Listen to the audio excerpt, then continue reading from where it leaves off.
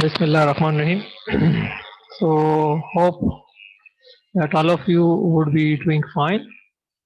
So, today we are here with another exciting lecture of mechanical vibrations, and the lecture is about the base excitation. So, normally in industry, on the same floor, we have a number of machines, and suppose that let's say if this machine is vibrating excessively because of any reason. So that vibration would be transmitted through its base to the floor. So the floor would be vibrating. And since this floor would be vibrating and the same floor there are adjacent machines, so because of the floor vibrations, this machine would vibrate. So if this machine vibrates because of the floor vibration, then this we classify as base excitation. So the vibration is coming through the base of the machine, and the machine is vibrating. This sort of vibration is not desirable, because if this machine is vibrating and if you are doing some job on that, then obviously because of vibration there could be errors in the machining or production, etc. So the vibration, as we discussed a number of times, that in machines the vibration is not desirable. We want no vibration inside the machine. We want, theoretically we want zero vibrations in the machines. However, it is not possible to completely eliminate the vibration in the machines. However, we could decrease the vibration in the machine because of proper maintenance, proper operation, and shutdowns and repairs. So we could minimize the level of vibrations, because we know that with the passage of time, as the machine gets older, the wear and tear would increase, and also the level of vibration would increase. However, we could decrease this level of vibration, or we could keep this in control in desirable limits. So similarly, also for example, let's say if we have a vehicle, and this vehicle is actually moving on a bumpy road, so what would happen? So because of the bumpy road, the vibration would transmit through the tires and and suspension system into the chassis or frame of the automobile, and from the frame that vibration would then transmit into the passenger cabin, and because of that the passenger cabin would vibrate, and also the passengers, which is not desirable, because we don't want any vibration inside the passenger cabin or in the body of the automobile. So here it is another example where the vibrations is actually transmitting from the chassis or frame to the passenger cabin. So again, it is another example of the base excitation. So with these examples, it is very clear that base excitation is normally happens inside the industry. It happens in automobiles. Also, there are also plenty of such examples where the system vibrates because of the frame vibration or because of the base. If when the frame is vibrating, or base of the or foundation of the machine is vibrating, then the machine vibrates, and that vibration is undesirable. And actually we have to decrease that vibration, or we have to study that vibration, that is how much vibration is transmitted into the machine because of the base excitation, or what is the amplitude of the mass of the machine, what is the level of the vibration, what is the velocity of the vibration, what is the acceleration of the vibration, uh, and how the level of vibration increases when the frequency is changed, what is the time response of the system, what is the frequency response of the system. So actually for that we have to study our system, and in order to study our system, we have to do modeling, we have to use mathematics. So first of all, we have to model our real system. Our real system is a very complicated system, continuous system, distributed system. So in order to model it, so we have to start with a simple model. And as we discussed a number of times, that the most simplest model is a lump parameter model. And the most simplest lump parameter model is the single degree of freedom model. So we have to model our system, which we discussed here or here, as lump parameter model and single degree of freedom system.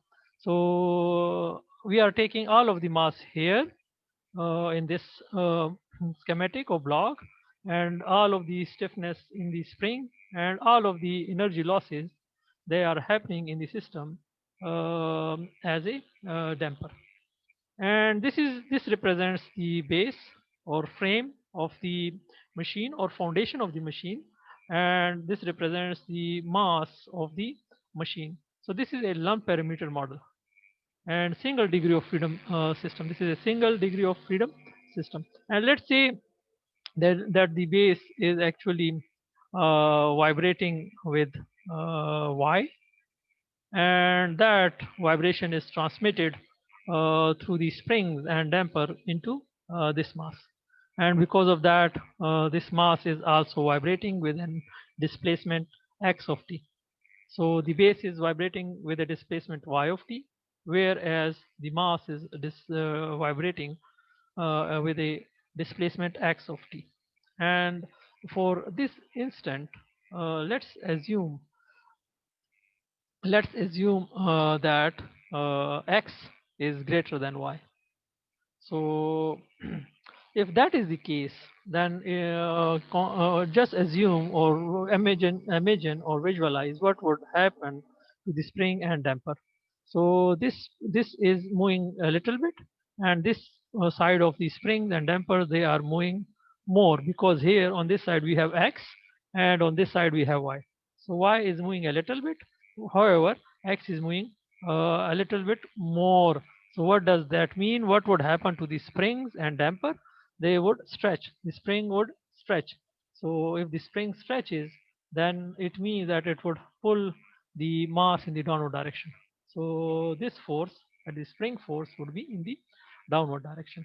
Similarly, if the motion of the mass is in that direction, the relative motion is in that direction, then also the damping force would be opposite to the motion, so it would be in the downward direction. Here, if it is moving with x, and this end of the spring is moving with, if this end of the spring is moving with x and this end of the spring is moving with y, so the relative displacement between these two ends would be the difference of these two. That would be x minus y. So this is actually the expansion in the spring or stretch in the spring. So the stretch in the spring is actually x minus y. So the spring force would be k times displacement, and the displacement here is x minus y. However, the velocity, again here, this end is moving with velocity y dot, however this end is moving with velocity x dot. So the relative velocity between these two ends is x dot minus y dot, and the damping force would be x dot minus y dot times x. So this is actually the free body diagram. Once we have the free body diagram, then it would be very easy for us to write down the equation of motion for the system. So we learn that base excitation is actually a real problem, and there are a number of ways by which we could analyze and study these systems.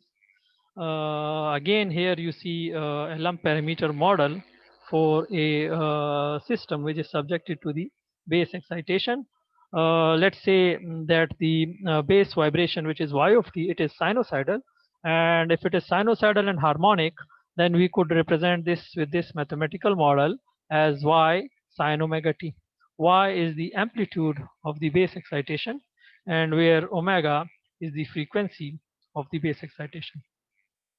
The questions that could arise in the analysis of such systems are what is the absolute motion of the mass. Absolute displacement of the mass is x. X is the absolute displacement of the mass. Y is the absolute displacement of the base. Because here we have two motions, so we would be talking in terms of absolute motion and also in terms of relative motion. Second question that could arise: what is the relative motion between the mass and the base? The relative motion is the difference between these two displacement, x minus y. So what is that relative displacement between the mass and the base? And the third question is how much force is transmitted to the mass. As we discussed that from the base through the spring and through the damper, the force is transmitted into the mass, and because of that, mass is vibrating. So how much force is transmitted? So these are the 3 points in which we are more interested. We would be also talking about the displacement transmissibility. How the displacement, how this displacement is transmitted into the mass. This is known as displacement transmissibility. How much force is transmitted through the spring and damper into the mass? It is known as force transmissibility. So first we would discuss the displacement transmissibility, and we would address these 3 points. So, Freebird diagram, as we already discussed, in Freebird diagram, you have to show the mass and the all of the forces. And again, we are assuming that x is greater than y. So in that case, the spring would stretch or expand, and the relative displacement of the spring would be x minus y. And if you multiply with k, we would have the spring force, and in that instance, the spring force would be in the downward direction. If the motion of the mass is in the upward direction and x is greater than y, then the relative displacement, relative velocity at the ends of the damper would be x dot minus y dot, and the damping force would be c times x dot minus y dot. And the damping force would be always opposite to the displacement. Displacement is in the upward direction, so the damping force would be in the downward direction. Weight is always there in the system which would be acting in the downward direction. It is mg, and it is balanced by what? It is balanced by the static deflection of the spring, and the static deflection of the spring is k times delta static, and it would be opposite to the weight. It would be always opposite to the weight in the upward direction, and these two would cancel with each other. In the schematic or free body diagram, you are seeing these two forces, but we already understand that these two would cancel each other when we would include these in the equation of motion. So if you are not writing them in the equation of motion, it is already understood that you have already cancelled out these. So writing the equation of motion using the second law of motion, summation of all of the forces along the displacement x is equal to mass times acceleration. So here you could see that we have these forces, these two would cancel each other, so I'm not including these. We have this spring force is opposite to the displacement, displacement is in the upward direction. So all those forces which are opposite to the displacement at this instance, so we would have to take negative. So negative k x minus y minus c, it is also opposite to the motion or displacement at this instance. So minus c x dot minus y dot is equal to m x double dot. And rearranging the equation, removing these parentheses, and then separating the x and y coordinates. So we have mx double dot plus cx dot plus kx is equal to cy dot plus ky. So we got this equation of motion for our system. So we got the equation of motion of the system, second order non-homogeneous differential equation, mx double dot c dot kx is equal to cy dot plus ky. And let's assume that if the base excitation y of t is harmonic and sinusoidal, then mathematically we could write down this as y is equal to y sine omega t. So after substituting this here in the equation of motion, y and y dot.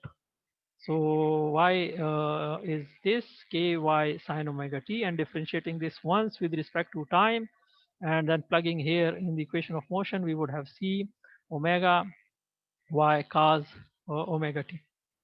And we could rewrite this here. You could see the summation of cos function and sine function with a coefficient. And in mathematics, you have already studied that we could write down this in a sine function, as a sine function. We could write down this as capital A sine omega t minus alpha. And in this equation, capital A, it is not amplitude, but here it is what? Here it is y times under the root k square plus c omega whole square.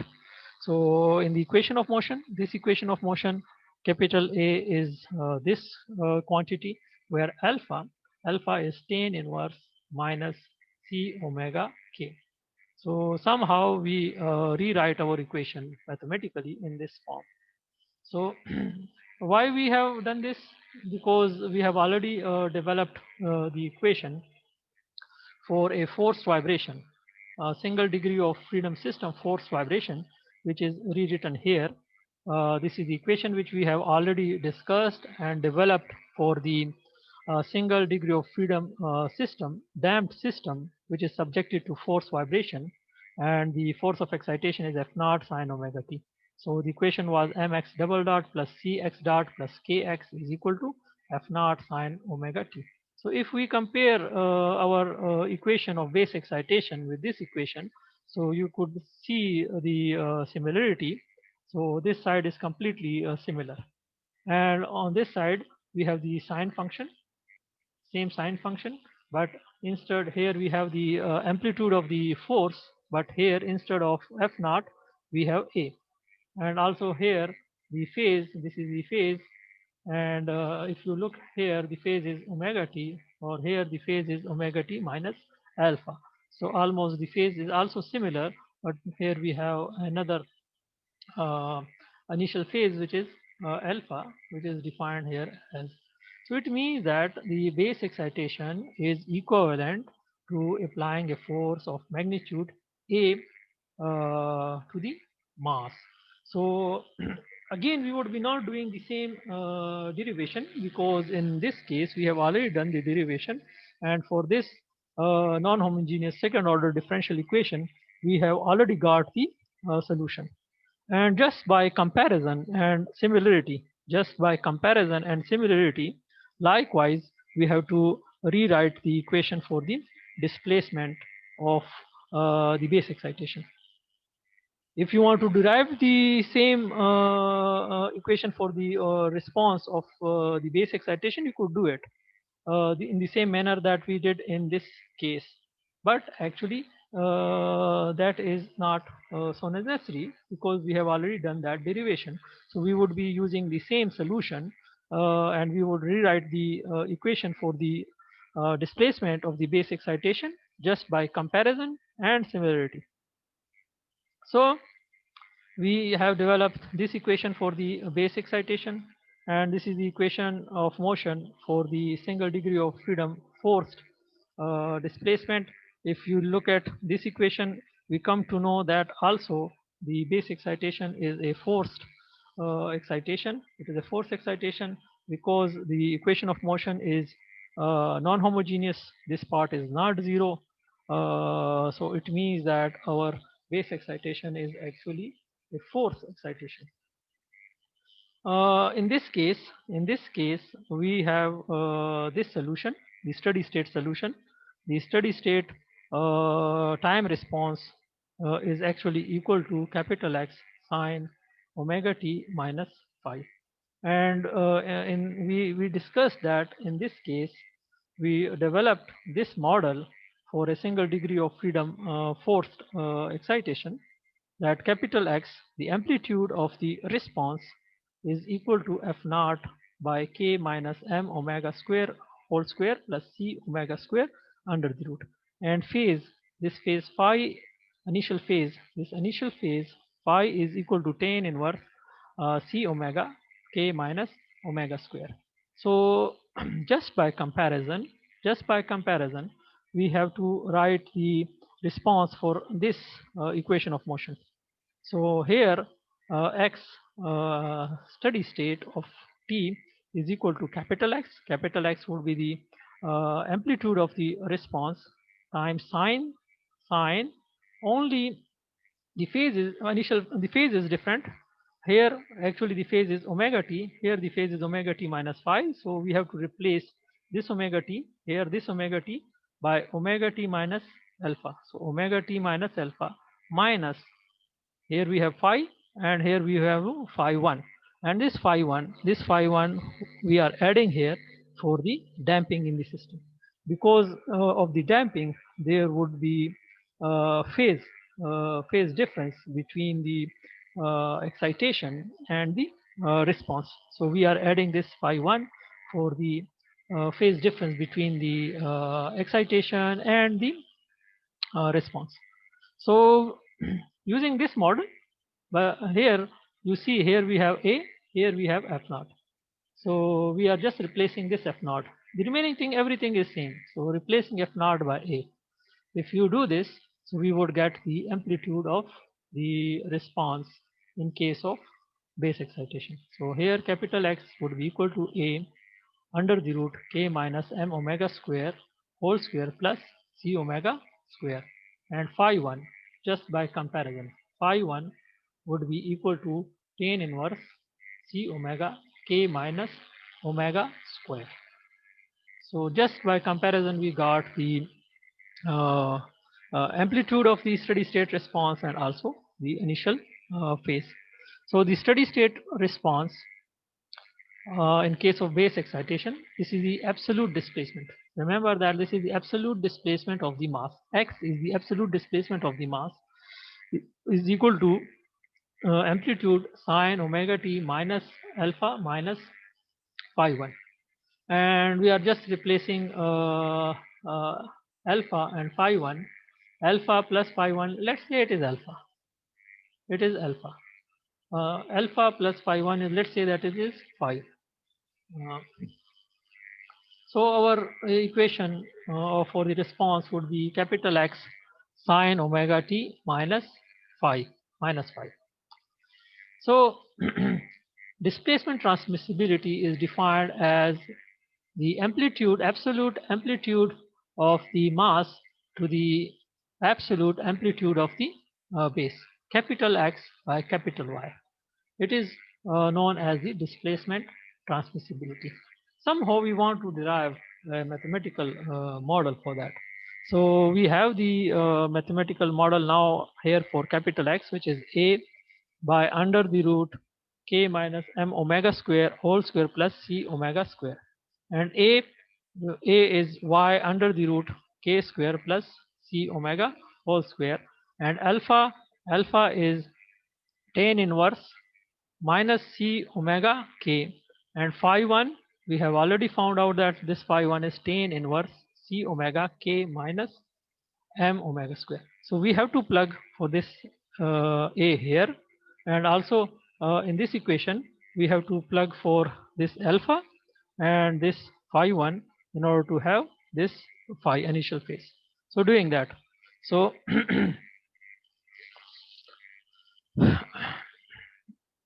once we do that, putting for capital A, then capital X by capital Y. If we look here in this equation, if we put for A here, so here we would have Y, and bringing that Y on this side of the equation. If we bring that Y on that side of the equation, then what we would have capital X by capital Y, and that we want, that is the displacement transmissibility. And on the other side of the equation we would have this term, that is under the root k square plus omega square, and we in the denominator we have this quantity. So we would have that equation. So that equation is written here. So capital X by capital Y k square plus c omega whole square under the root, and then the denominator which is also under the root. So here it is written as a bracket 1 by 2. Similarly, the phase we have to write this initial phase as alpha. So alpha is tan inverse minus c omega k, and phi 1 is tan inverse c omega k minus omega square. So after then simplification, because we have the algebraic addition of two tan functions, two tan inverse function, so we could actually trigonometrically add and simplify those functions, and after simplification the phi initial phase phi would be tan inverse mc omega cube k times k minus m omega square plus c omega whole square. Now we have this equation for displacement transmissibility in terms of stiffness, damping, and mass. Also, the initial phase model is in terms of stiffness, damping, and mass. We are trying to rewrite these equations in terms of dimensionless parameters, that is in terms of damping ratio and in terms of frequency ratio. So we would be doing again the same mathematics which we did last time in last lecture.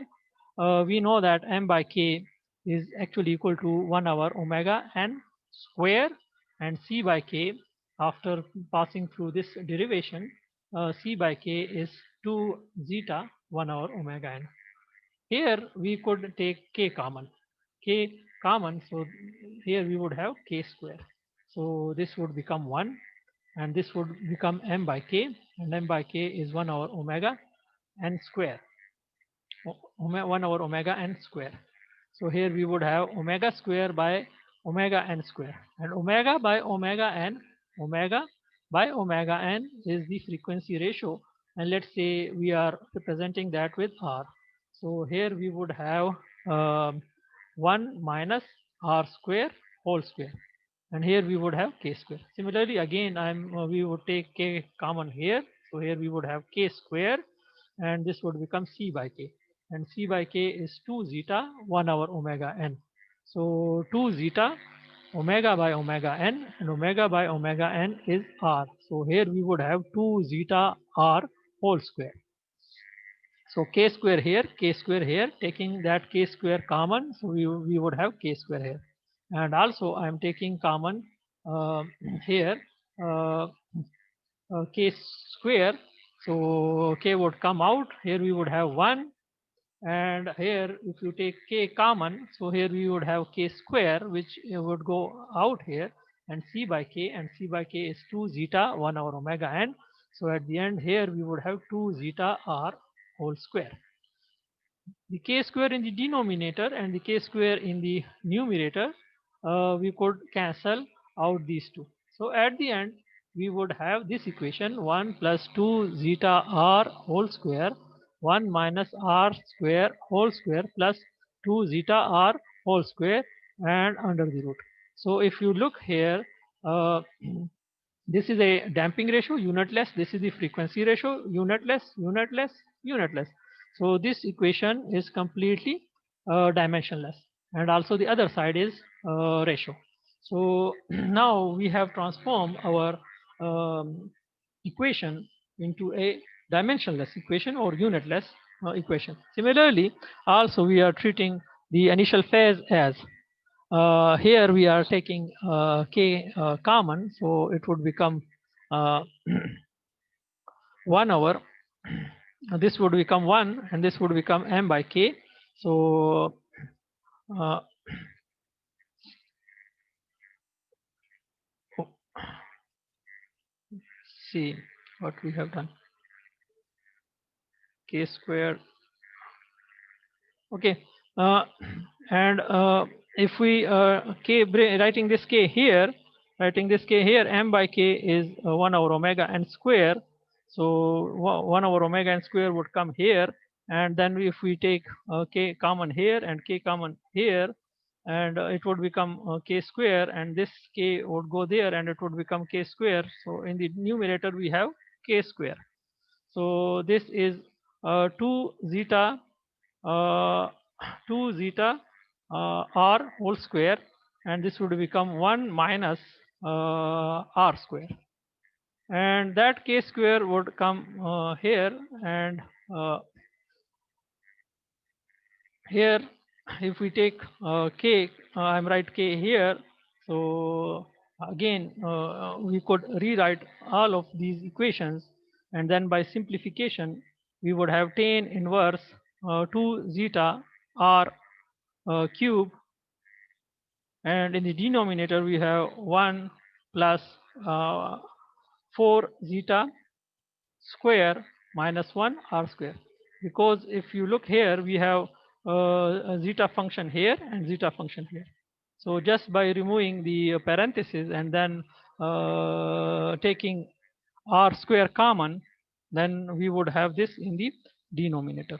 So if you look here, this equation also, this equation is completely dimensionless.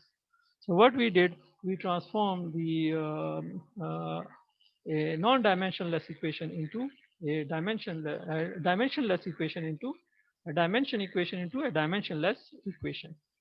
Now we in this form you are not supposed to care about the system of units. However, here you have to be very careful while working with the system of units. So very carefully you have to transform all of the units into the same system, and then you have to solve the problem. So now we have the mathematical model. This is the mathematical model for the displacement transmissibility. Next, we have to simulate this equation in order to interpret, or further analyze that if we change the frequency during the operation, so what would be the displacement transmissibility, or what would be the behavior of the system. Here, if you look at this equation, we have two variables, zeta and r. So if we change these two variables, what would be the change in the displacement transmissibility? We would be discussing that in the simulation. So along the vertical axis, we are taking the displacement transmissibility, capital X by capital Y, whereas along the horizontal axis, we are taking the frequency ratio R is equal to omega by omega n. Omega n would be fixed for the system. This is the undamped natural frequency of the system. And omega, we have to change omega. So somehow this equation, in this equation, omega is the independent variable, whereas the dependent variable is the displacement transmissibility. So we also call this equation as the frequency response of the system, because here we are changing the frequency. This is we call this the frequency response of the system. So if we plot, if we change the frequency ratio from 0 to 4, and if we change the damping ratios, and if we simulate the equation and then plot the values data, then for different zeta, for different damping ratios, we would have these plots. So you could see that this is the here this plot, that is this plot is for the damping ratio 0.25. This is for zeta is equal to 0.2, zeta 0.1, zeta 0.05, zeta 0.5, zeta 1, that is critically damped system. So we have these plots. So we have simulated. Once we simulate the mathematical model for the displacement transmissibility, the next phase is to look at the simulation or the frequency response of the system at different damping ratios and interpret some useful information and conclusions. So if we look at the important informations that we want to discuss is one here. If you look here, the displacement transmissibility is actually enormous here at this frequency ratio, and here the frequency ratio is 1. Frequency ratio equal to 1 means the resonance. And if you look here, the peak, here we have the peak, here we have the peak, and then there is the peak, this is the peak, and this is the peak. So near the frequency ratio of 1, we are expecting high values for the displacement transmissibility. What does that mean? That when the frequency of the base excitation matches the natural frequency of the system, then in that case most of the displacement would be transmitted to the mass, and in that case the absolute displacement of the mass would be maximum. It would be maximum, but it also depends upon what? It depends upon the damping ratio in the system. If you increase the damping ratio, if you look here, as the damping ratio is increased, the amplitude at the resonance decreases. Here the amplitude at the resonance is somewhere here, and if we increase the damping ratio or damping in the system, the amplitude at the resonance is this, the amplitude of the displacement transmissibility is this, and this is the amplitude of the displacement transmissibility at this point. And if we further further decrease further decrease the further increase the damping ratio, you could see that the amplitude of the transmissibility decreases. So what does that mean? It means that if you want to control the displacement transmissibility at the or near the resonance, actually in your system you have to increase the damping. You have to increase the damping. So one is this very important information.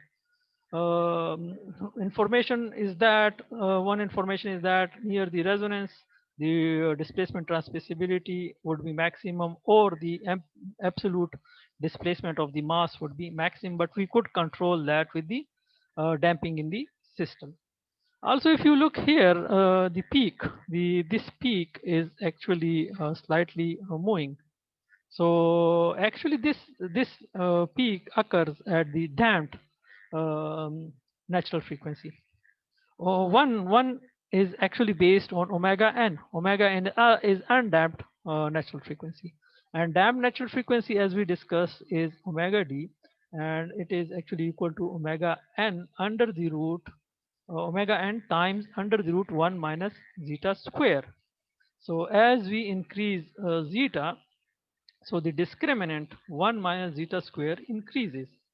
uh, 1 minus zeta square decreases. It decreases. So a small decrease would occur. A small decrease would occur in the damped natural frequency if you increase the damping ratio.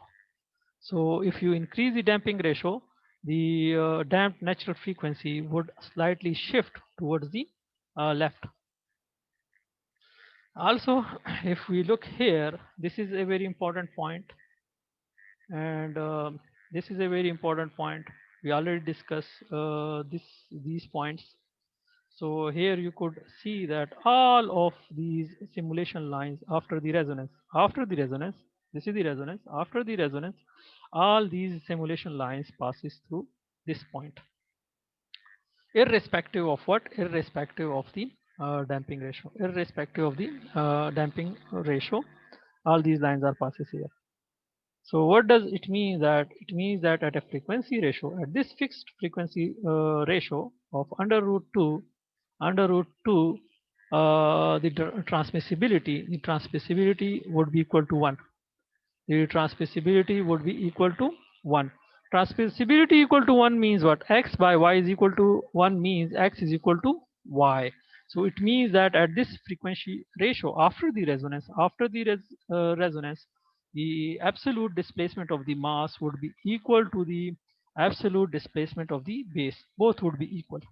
But afterward, what would happen if you further increase the uh, frequency ratio or the frequency of excitation? Then the transmissibility is decreasing than 1. It is decreasing uh, from 1. It would decrease from 1. Here the value is 1. So it means that if you further increase the frequency ratio or frequency of excitation, capital X, that is the absolute displacement of the mass, would then in that case would be less than y. It would be less than y. It would be further decreasing. And at higher frequency ratios, irrespective of the damping ratio, it would be almost equal to 0. It would be almost equal to 0. So what does that mean? It means that at higher frequency ratios far away from the resonance, the displacement transmissibility would be very, very less. The absolute displacement of mass would be very, very small in comparison to the displacement of the uh, base. Similarly here, before the resonance, if we look here, all of these lines are converging, and they are converging at this point, which is 1. At this point 1, the displacement transmissibility is 1. It means that capital X is equal to Y. So meaning that at lower frequency ratios, or at lower omega frequency of excitation, the absolute displacement of the mass would be approximately equal to the displacement or amplitude of the base excitation. So again here it is a very important uh, conclusion. So in rotary machines, for example, if we increase the frequency of excitation, so in the beginning, in the base excitation, or in the case of base excitation, if the frequency of excitation is increased, so initially in the initial phase, the capital X would be approximately equal to capital Y. And then as you increase further, it would slightly increase, depending upon what? Depending upon the value of the damping in the system. And near the uh, resonance, the transmissibility would be maximum. And then if we further increase the frequency ratio or the frequency of excitation after the resonance, the displacement transmissibility or the amplitude of the mass would decrease. It would reach back to 1, and afterward it would decrease down from 1, and at very high frequency ratios it would be approximately or near to 0. It would never happen. 0 would never happen, but it would be very, very small at very high frequencies ratios. So important conclusion, that at a very high frequencies ratios, at a very high frequencies ratio, the transmissibility would be very, very small. Capital X by capital Y would be very, very small. So it means that if, for example, the base is exciting, and it is exciting at a very high frequency, and that frequency is far, far more than the natural frequency of the system, then in that case you are not supposed to worry. But in all those cases where the frequency of excitation is near to the frequency of the system, in that case a tremendous amount of vibration would be transmitted to the mass. And here you could see the simulation of the initial phase uh, for with respect to the frequency ratio, and these are drawn at different damping ratios. At frequency ratio of 1, that is at resonance, irrespective of the damping ratios, all of these lines are passing through this point, 90 degree.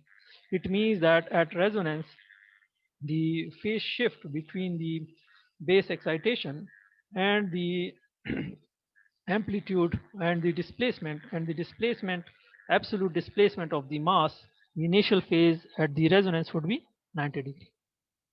Before resonance, the phase angle would be less than 90 degree. Before resonance we would be here.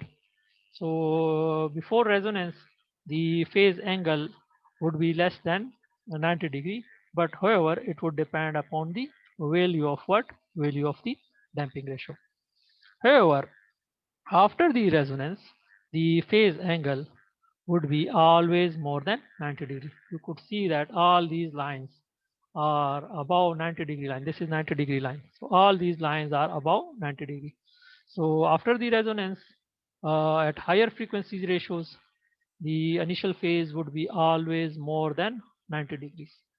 And it depends upon what? It depends upon zeta.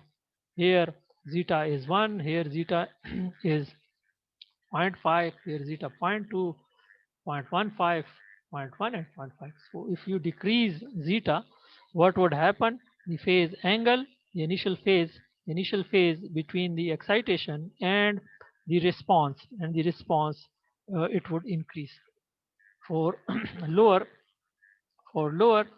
damping ratios, let's say 0.05, the phase angle is almost 180 degrees. So these are the interpretation from the simulation. So what we did, we model our system, real system, continuous system, and then we have developed the equation of motion, and then we come up with the solution of the equation of motion, and we model the response of the system, and then we have the time response of the system, and then we actually convert that time response of the system into a frequency response, and then the frequency response is simulated. We simulated the frequency response, and from the simulation we interpret the behavior of the system. So this is actually the beauty of mathematics. We have not touched the actually the physical system, but just with the aid of the mathematics, uh, we come up with a very complicated problem. We solved a very complicated problem, and we have a lot of conclusions and interpretations and predictions for the system. And all those are here. Here you could see, and also here you could see all of the interpretation and analysis. Thank you.